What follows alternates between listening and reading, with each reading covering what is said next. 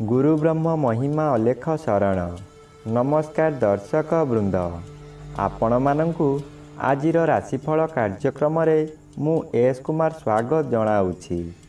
प्रतिदिन निजर राशिफल जानिबा पाई गुरुकृपा यूट्यूब चैनल को सब्सक्राइब करंतु और पाखरे थिबा बेल आइकन को प्रेस करी ऑल नोटिफिकेशन ऑन करी दियंतु, जहा फଳରେ आमे जेतेबेले वीडियो अपलोड करिवो प्रथमे आपण वीडियो देखि पारिबे। आमर यही वीडियो रे आपण संपूर्ण पंचांग सहित मेष ठारू मीन पर्यंत 12 गोटी राशिर राशिफल विषय रे जानि पारिबे। वीडियो को दयाकरी शेष पर्यंत देखंतु। वीडियोटी भल लागिथिले वीडियो को लाइक करंतु एवं आपणक प्रियजन पाखु शेयर करी जणांतु। एबे आसंतु जानिबा आज दिनर संपूर्ण पंचांग विषय। आज इंग्राजी 2026 मसीहा एप्रिल मास 25 तारिख शनिवार, दिल्ली सौराब्द सन 1433 साल, स्वाधीन भारताब्द 79 वर्ष, महिमाद 199 वर्ष। उत्कल गजपति श्री श्री गजपति दिव्यसिंहदेव महाराजांकर 69 अंक। सौरस्व बैशाख मास 12 दिन, चांद्रमते बैशाख शुक्ल पक्ष नवमी तिथि रात्रि 9 घंटा 5 मिनिट पर्यंत। आजिर सूर्योदय विरजा क्षेत्र को 5 घंटा 19 मिनिट मेष लग्न 1 दंड 29 लिता गते उदय।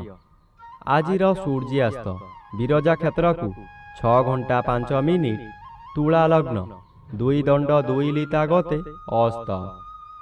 आज कर्कट चंद्र रात्रि 10 घंटा 33 मिनिट पर्यंत। एहा परे सिंह चंद्र अश्लेषा नक्षत्र रात्रि 10 घंटा 33 मिनिट पर्यंत। एहा परे मघा नक्षत्र। आज जन्मित शिशुर कर्कट राशि विप्रवर्ण दानवगण रात्रि 10 घंटा 33 मिनिट गते सिंह राशि क्षत्रिय वर्ण दानवगण। आज मृत व्यक्तिर एक पाद पुष्कर दोष निषिद्ध खाद्य। आज लाउ भोजन निषेध अटे। आजिर अमृत जोग दिवा 9 घंटा 20 मिनिट गते 12 घंटा 31 मिनिट मध्य एवं रात्रि 12 घंटा 29 मिनिट गते 2 घंटा 5 मिनिट मध्य। आजिर महेंद्र जोग नाही। आजिर काल बेला प्रातरु दिवा 7 घंटा 1 मिनिट मध्य एवं अपराह्न 4 घंटा 18 मिनिट गते 6 घंटा 5 मिनिट मध्य। आजिर 12 बेला दिवा 1 घंटा 9 मिनिट गते 2 घंटा 45 मिनिट मध्य। आजिर काल रात्रि अस्तरु रात्रि 7 घंटा 39 मिनिट मध्य एवं शेष रात्रि 3 घंटा 58 मिनिट गते 5 घंटा 19 मिनिट मध्य। आजिर राहु काल पूर्वाह्न 9 घंटा ठारू 10 घंटा 30 मिनिट मध्य। आजिर घात चंद्र नाही। रात्रि 10 घंटा 33 मिनिट मध्य मीन राशिर घात नक्षत्र। रात्रि 9 घंटा 5 मिनिट मध्य सिंह राशिर घात तिथि। एहा परे बिछा राशिर घात तिथि। वृष राशि सिंह राशि और कन्या राशिर घात 12। प्रिय बंधुगण, एबे आसंतु जानिबा मेष ठारू मीन पर्यंत 12 गोटी राशिर राशिफल विषय रे। राशिचक्रर प्रथम राशि मेष राशि। आज मेष राशि जन्मित व्यक्ति मानक सकाशे चतुर्थ चंद्र बाधा प्राप्त अछंती। किछि शुभ फल मिलिबो। आज कोनोसी बंधुक द्वारा आपण उन्नति पथरे आगेई चलिबे। हठात अर्थ व्यय हेले मध्य कोनोसी ठारू अर्थ मिली जिवो। आपण खुशी रे रहिबे। मानसिक अशांति परिवर्ते मानसिक शांति मिलिबो। आज हठात कोनोसी स्थानरु शुभ खबर पाई विदेश यात्रा करि पारंती। मनरे आनंद उत्साह भरी उठिबो। एबे आसंतु जानिबा राशिचक्रर द्वितीय राशि वृष राशि विषय रे। आज वृष राशि जन्मित व्यक्ति मानक सकाशे तृतीय स्थान रे चंद्र गोचर करूछंती। तृतीय चंद्र बलवान चंद्र। आज आपणकर स्वास्थ्य रे उन्नति घटिबो। पूर्वरु थिबा रोग मान अपसरी जीव। शरीरर तेज वृद्धि हेबो। ଯେଉଁ କାର୍ଯ୍ୟ କରିବାକୁ ଚାହିଁବେ ତହିଁରେ ସଫଳତା ଲାଭ କରିବେ। ଆଜି ହଠାତ୍ ଆପଣଙ୍କର କୌଣସିଠାରୁ ଶୁଭ ଖବର ପାଇ ମନର ବଳ ବୃଦ୍ଧି ହେବ। ବ୍ୟବସାୟରେ ଅଧିକ ଲାଭବାନ ହେବେ। ଧନ ସଞ୍ଚୟ କରିବାର ଦିନଟିଏ। ଏବେ ଆସନ୍ତୁ ଜାଣିବା ରାଶିଚକ୍ରର ତୃତୀୟ ରାଶି ମିଥୁନ ରାଶି ବିଷୟରେ। ଆଜି ମିଥୁନ ରାଶି ଜନ୍ମିତ ବ୍ୟକ୍ତିମାନଙ୍କ ସକାଶେ ଦ୍ୱିତୀୟ ଚନ୍ଦ୍ର ଅନ୍ୟ ଗ୍ରହ ଦ୍ୱାରା ବାଧା ପାଉଥିବାରୁ ଅଶୁଭ ଫଳମାନ ମିଳିବ। ଆଜି ଆପଣ ବହୁ ସମାଲୋଚନାର ଶିକାର ହୋଇପାରନ୍ତି। ଆପଣ ଯେଉଁ କାର୍ଯ୍ୟ କରିବେ ତହିଁରେ ପ୍ରତ୍ୟେକ ବ୍ୟକ୍ତି ପ୍ରବଳ ବିରୋଧ କରିବେ। ଏହି ସମୟରେ ଆପଣଙ୍କର ନାସା କର୍ଣ୍ଣ ଚକ୍ଷୁ ଆଦିରେ ଆଘାତ ଲାଗିପାରେ। ସାମାନ୍ୟ କଥାରେ ଆପଣ ଉତ୍ତେଜିତ ହୋଇଯିବେ ଓ ନିଜ ଜିଦ୍ ରଖିବାକୁ ଯାଇ ବହୁତ ଅର୍ଥହାନି କରିବେ। ଏବେ ଆସନ୍ତୁ ଜାଣିବା ରାଶିଚକ୍ରର ଚତୁର୍ଥ ରାଶି କର୍କଟ ରାଶି ବିଷୟରେ। ଆଜି କର୍କଟ ରାଶି ଜନ୍ମିତ ବ୍ୟକ୍ତିମାନଙ୍କ ସକାଶେ ଶ୍ରୀଚନ୍ଦ୍ର ଗୋଚର କରୁଥିବାରୁ କିଛି ଶୁଭ ଫଳ ମିଳିବ। ଏହି ସମୟରେ ଗୃହରେ କିଛି ମାଙ୍ଗଳିକ କାର୍ଯ୍ୟ ହୋଇପାରେ। ଖୁବ୍ ଧୁମଧାମରେ ଆନନ୍ଦ ଉତ୍ସବ ପାଳିବେ। ନିଜ ପାଖରେ ଅର୍ଥ ଥାଉ କି ନ ଥାଉ ସ୍ୱାଦିଷ୍ଟ ଭୋଜନ କରି ନିଜେ ଭୋଜନ କରିବା ସହିତ ପରିବାର ଲୋକଙ୍କୁ ଖୁଆଇ ଆନନ୍ଦ ଅନୁଭବ କରିବେ। ଏହି ସମୟରେ କୌଣସି ପଶୁ ଖରିଦ କରନ୍ତୁ ନାହିଁ କିମ୍ବା ବିକ୍ରି କରନ୍ତୁ ନାହିଁ। ଖରିଦ କରିଥିବା ପଶୁ ନଷ୍ଟ ହୋଇଯାଇପାରେ। ଏବେ ଆସନ୍ତୁ ଜାଣିବା ରାଶିଚକ୍ରର ପଞ୍ଚମ ରାଶି ସିଂହ ରାଶି ବିଷୟରେ। ଆଜି ସିଂହ ରାଶି ଜନ୍ମିତ ବ୍ୟକ୍ତିମାନଙ୍କ ସକାଶେ ଦ୍ୱାଦଶ ଚନ୍ଦ୍ର ଅନ୍ୟ ଗ୍ରହ ଦ୍ୱାରା ବାଧା ପାଉଥିବାରୁ ଶୁଭ ଫଳ ପ୍ରଦାନ କରିବେ। ଆଜି ଆପଣଙ୍କ ପରିବାର ମଧ୍ୟରେ ଶାନ୍ତି ଆସିବ।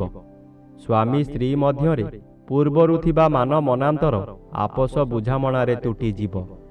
ଦ୍ୱାଦଶ ଚନ୍ଦ୍ର ବିଦେଶ ଯାତ୍ରା କରାଇପାରେ, କିନ୍ତୁ ବାଧାପ୍ରାପ୍ତ ଥିବାରୁ ଶୁଭ ଫଳ ନିଶ୍ଚୟ ମିଳିବ। ଆଜି ଆପଣଙ୍କର କାର୍ଯ୍ୟ ସଫଳ ହେବ। ଏହି ସମୟରେ ଧର୍ମ କାମ କରି କିଛି ଧର୍ମ ସଞ୍ଚୟ କରିପାରନ୍ତି। ଏବେ ଆସନ୍ତୁ ଜାଣିବା ରାଶିଚକ୍ରର ଷଷ୍ଠ ରାଶି କନ୍ୟା ରାଶି ବିଷୟରେ। ଆଜି କନ୍ୟା ରାଶି ଜନ୍ମିତ ବ୍ୟକ୍ତିମାନଙ୍କ ସକାଶେ ଏକାଦଶ ସ୍ଥାନରେ ଚନ୍ଦ୍ର ଗୋଚର କରୁଛନ୍ତି। ଏକାଦଶ ଚନ୍ଦ୍ର ବଳଶାଳୀ ଚନ୍ଦ୍ର, କିନ୍ତୁ ଅନ୍ୟ ଗ୍ରହ ଦ୍ୱାରା ବାଧା ପାଉଥିବାରୁ ଆଜି ପ୍ରତ୍ୟେକ କାର୍ଯ୍ୟରେ ବାଧା ଆସିବ ହିଁ ଆସିବ। ଆୟରେ ହଠାତ୍ କିଛି ସମସ୍ୟା ଦେଖାଯିବ। ଏହି ସମୟରେ ବନ୍ଧୁମାନେ ଆପଣଙ୍କର ବିରୁଦ୍ଧରେ ଯିବେ। କିଛି କ୍ଷତି କରିପାରିବେ ନାହିଁ ସତ, କିନ୍ତୁ ଏପରି ବାଧା ସୃଷ୍ଟି କରିବେ ଯାହାଦ୍ୱାରା ଆପଣ ବିଚଳିତ ହୋଇଯିବେ। ଏବେ ଆସନ୍ତୁ ଜାଣିବା ରାଶିଚକ୍ରର ସପ୍ତମ ରାଶି ତୁଳା ରାଶି ବିଷୟରେ। ଆଜି ତୁଳା ରାଶି ଜନ୍ମିତ ବ୍ୟକ୍ତିମାନଙ୍କ ସକାଶେ ଦଶମ ସ୍ଥାନରେ ଚନ୍ଦ୍ରଗୋଚର କରୁଛନ୍ତି। ଦଶମ ସ୍ଥାନ କର୍ମସ୍ଥାନ ହୋଇଥିବାରୁ ଆପଣ ଆଜି ନିଜ କର୍ମରେ ତତ୍ପର ହେବେ। ଯେଉଁ କର୍ମ କରିବାକୁ କେହି ସାହସ କରୁନଥିବେ ତାହା ଆପଣ କରି ଦେଖାଇଦେବେ। ଆପଣ ଅଧିକ ଶକ୍ତିଶାଳୀ ହୋଇ ଉଠିବେ। ମନରେ ସାହସ ବଢ଼ିଯିବ। ଗୁରୁଙ୍କର ଆଶୀର୍ବାଦ ମିଳିବ। ପୂର୍ବରୁ କରିଥିବା କର୍ମର ଫଳ ମଧ୍ୟ ଏହି ସମୟରେ ମିଳିବ। ଆଜି ଆପଣଙ୍କର ଇଚ୍ଛା ପୂର୍ଣ୍ଣ ହେବ। ଏବେ ଆସନ୍ତୁ ଜାଣିବା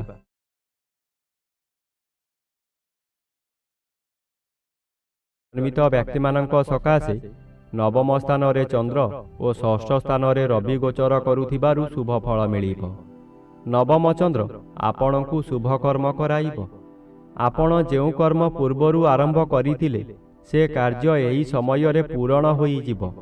ପୂଜାପାଠ ଓ ଗୁରୁ ଭକ୍ତିରେ ମନୋନିବେଶ କରିବେ। କୌଣସି ଅନୁଷ୍ଠାନରେ ବହୁ ଆର୍ଥିକ ସାହାଯ୍ୟ କରିପାରନ୍ତି।